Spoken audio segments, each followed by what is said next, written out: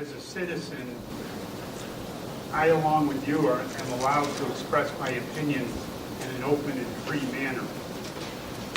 As a judge, I'm circumscribed in what I can say within the bounds of the judicial ethics rules as a private citizen. As a judge, I have an obligation to apply the law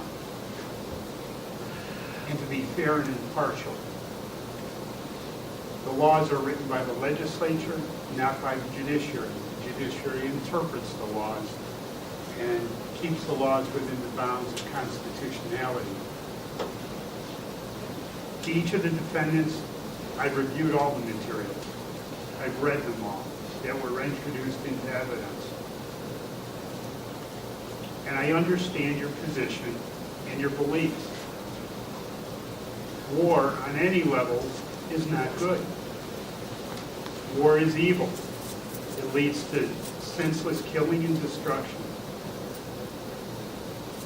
Whether it's the pilot in a plane several thousand feet in the air dropping a bomb, the missile operator on a ship or a submarine pushing a button, or a drone operator several thousand miles away on a joystick or pushing a button, there's no difference. There's going to be death and destruction. Often it will involve innocent civilians and children. It's a cold fact of war. No reasonable person, in my mind, would ever wish for war. And I think that at times diplomatic measures have been used to avoid that possibility of war. Unfortunately, there are those in this world that are either power-hungry, tyrannical, and they must be stood up to, lest we all become lambs led to the slaughter. Now, whether you agree with how they're being stood up to is a matter for interpretation and each individual's opinion. I applaud Ms. Bellow in indicating she's talked to her leaders about this, because they are truly the ones to make the decision. I think I brought that up when I questioned some of you as you testified here, why you have not seemed to redress your grievances directly to the leaders, the power brokers, so to speak, to make sure there's a change. In my mind, however, this is not what this case is directly about. I've said this before, that morally correct does not necessarily equal legally correct. If you feel that the moral or international law violations exist, there is a remedy in my mind. You can address that to an international tribunal. I said that on the first trial. I'm saying it again.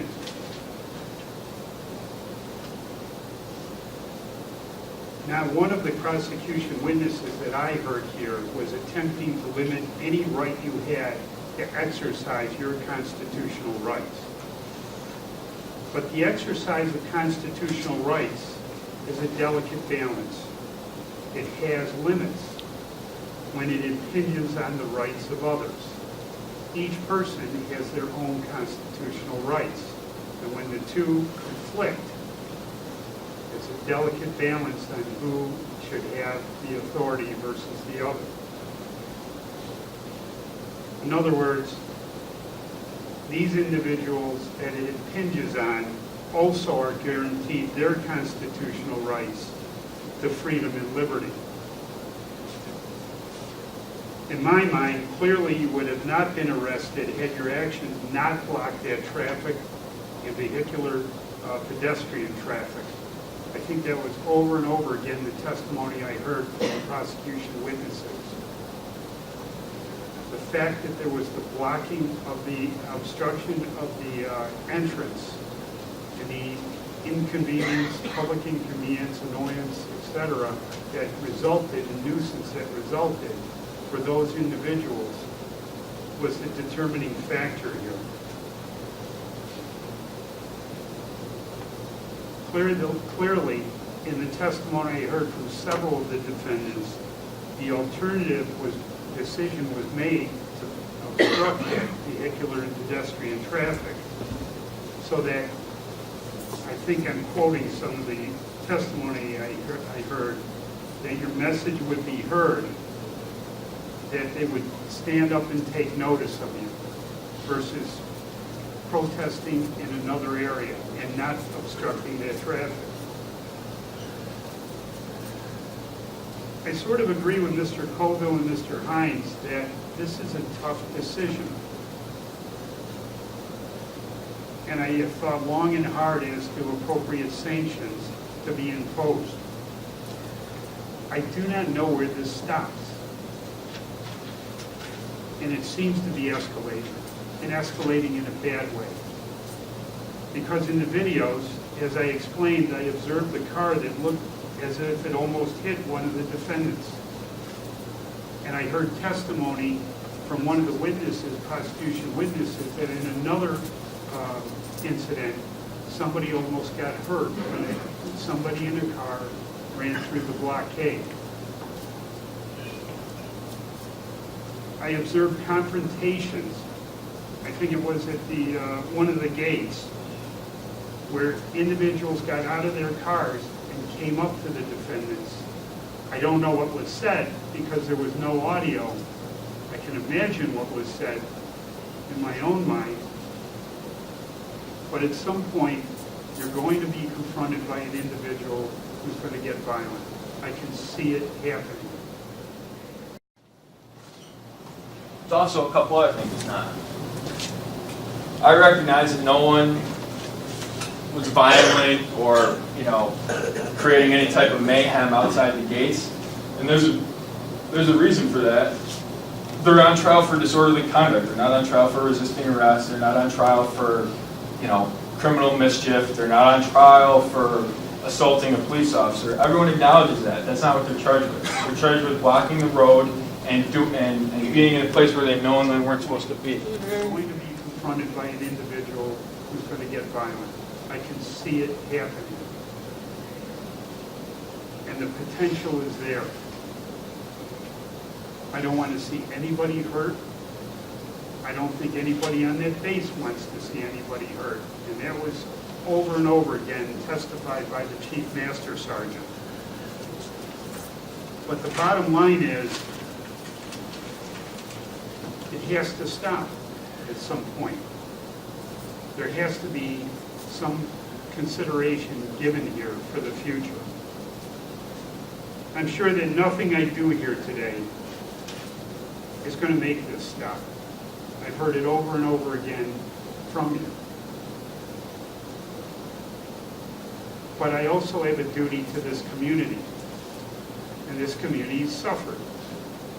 It's been inconvenienced, not only financially, but in the available resources caused by the actions. Again, nobody is limiting your right to speak. All that is being asked of you is that you do so in a manner consistent with the rights of others and with common courtesy towards others, not so like-minded.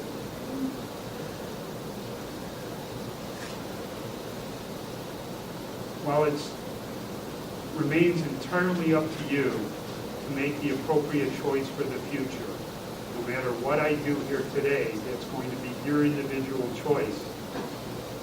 I can only send a message based upon the considerations that I just outlined.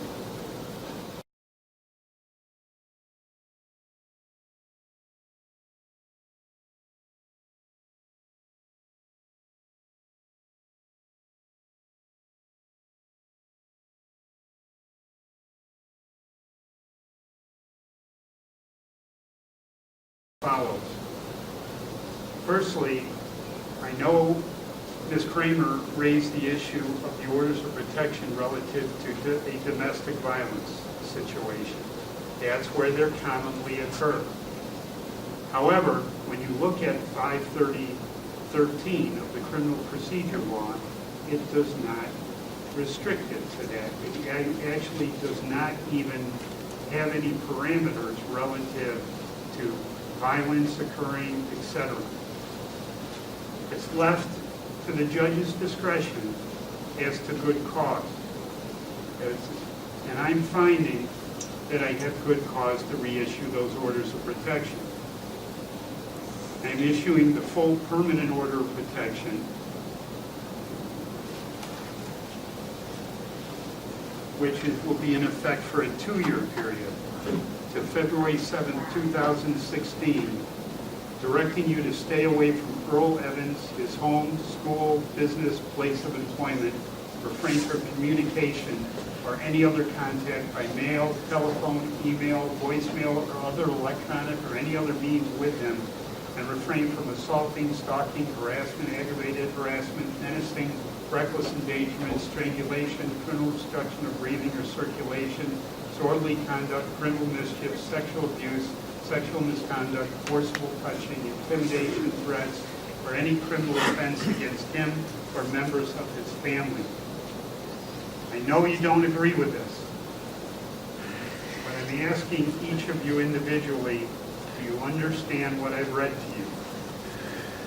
Ms. Hennessy? Yes. Claire T. Grady? I hear you. Mark Scaviglia Carver? I guess I don't understand how the whole base can be personified in a single person. What I'm not getting.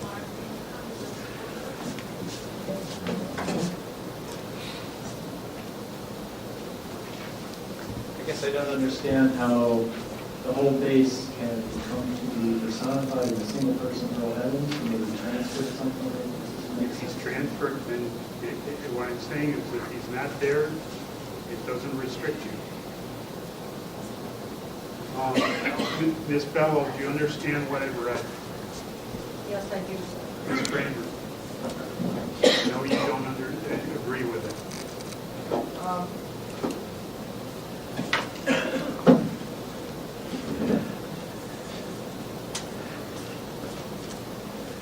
I guess I would just like there to be some public declaration that it is not an issue of intimidation, threat, or harm, but one of inconvenience.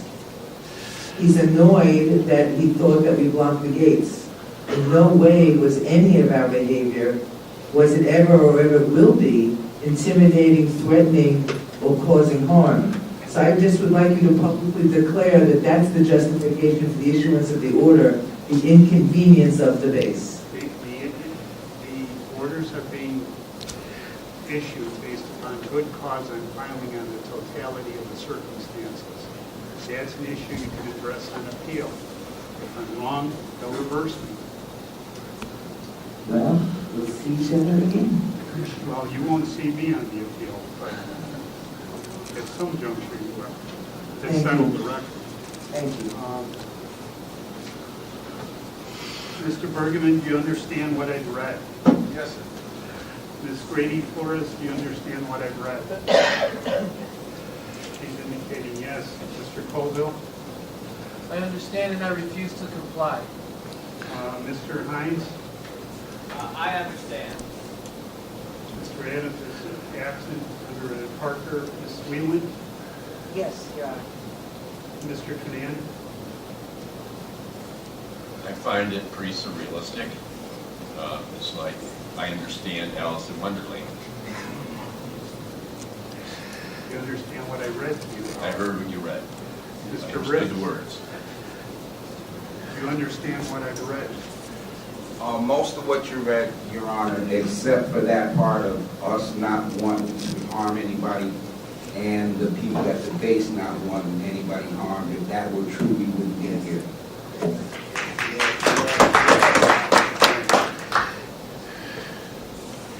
I would ask each of you to sign indicating you're receiving a copy.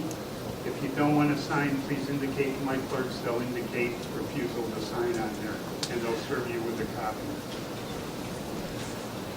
Is any, I want you to come on up, and if you want, let her know.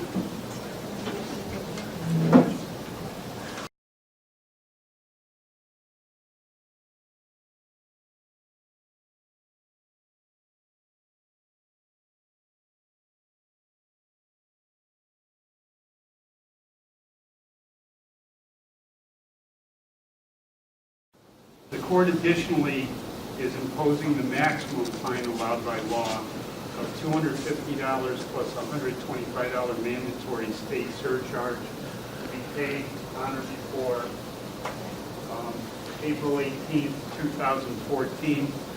I am serving each of you with a summons with notice. In the event that the fine and surcharge is not paid, it'll be converted to a civil judgment, which may affect your credit issues. I direct my clerks to serve those summonses with notice.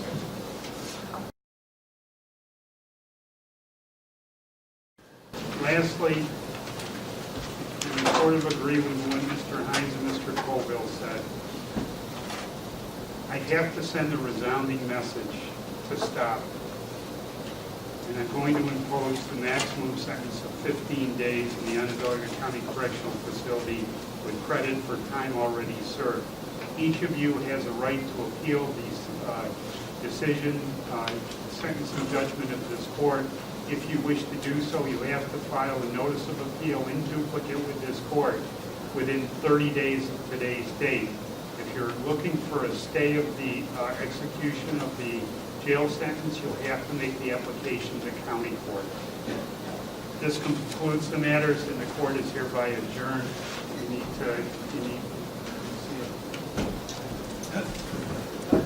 Do I need all the defendants to separate up here? Sir, I'm afraid I don't quite understand. Are we going now, or we have an opportunity? Going now. And if I would like to request an exception to that because of my work You'll have to make the application to county court. County court judge can stay. from the prison? Yes. Yes.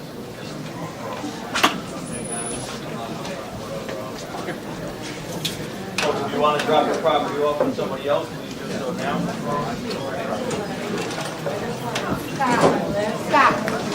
Scott. Do we want to have them one at a time?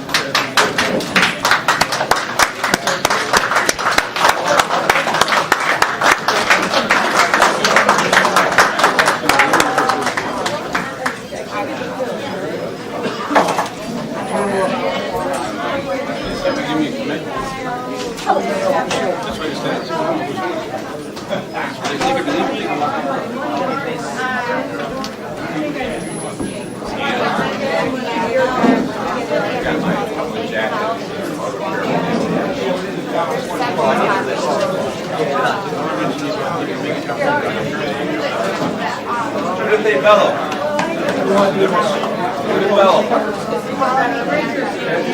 No, it's okay. How do you want to do it? Just call the names out? What's that? How much? All right, let me get together with them.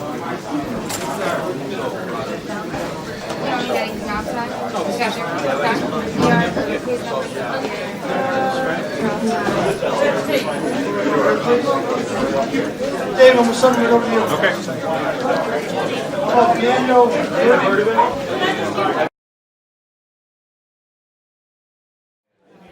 Just go right over there. Pills that I have to take. Okay. Well, that's regular. Just go right over there. Deputy right there.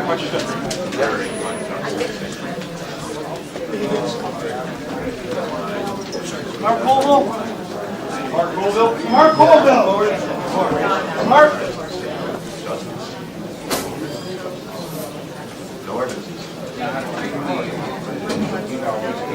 Mark, step forward. Mark Colville, let's go. Let's go, folks.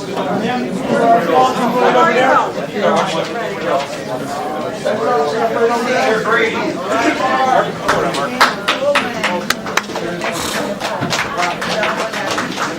Mr. Brady.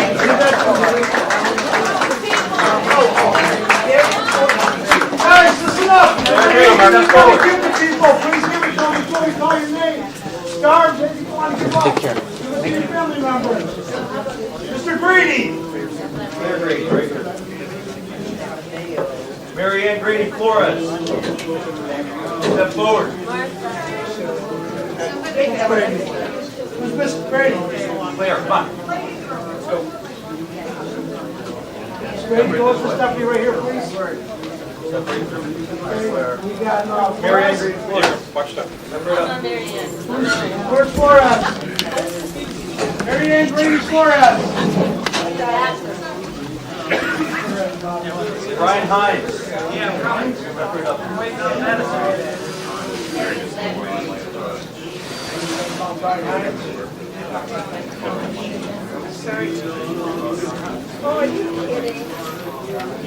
Brian Hines. Where's Hines? Mr. Hines. Come on, guys, let's go. It's over there. Hines. Yeah, I have a prescription bottle. It's in the We'll parking lot. explain to you what's going to happen to you in the back. All right. Just go with this deputy right Martha here. Hennessy. You're Martha? All right. Edward Canan. There you go. He's the bottle. Yeah. Just the bottle. They're probably not going to let you forward. Keep it anyway. Edward Canan? I mean, Dave. I want to probably get out. Let me see. Hold on. Oh, yes.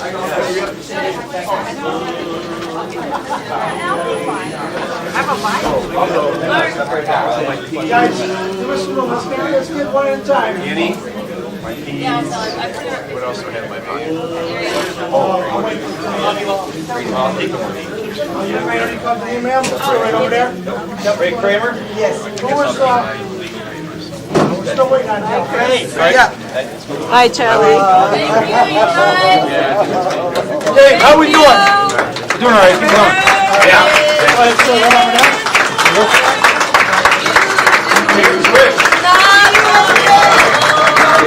This you, but yeah, no, embarrassing. Yeah, I know. Right over there, sir. See you guys later.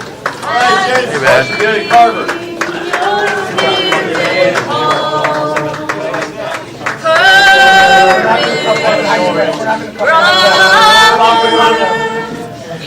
Mr. Wiley. Good going. Good going. Good going. That's it? Good going.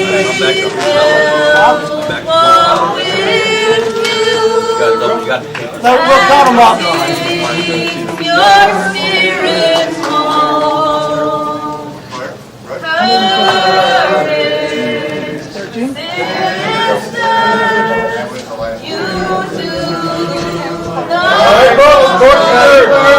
Anybody that left stuff outside, please remember to pick it up on your way out. Thank you.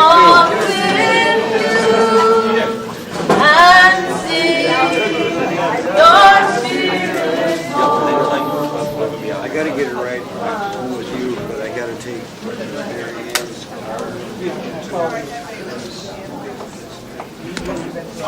You're saying 12? 12. Is that all? Oh, I thought it was 13. Oh, okay. All right.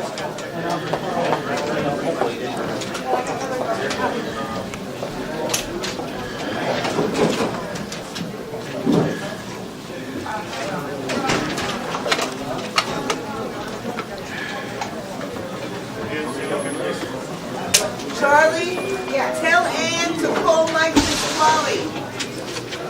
How? You can't point. Okay. Okay.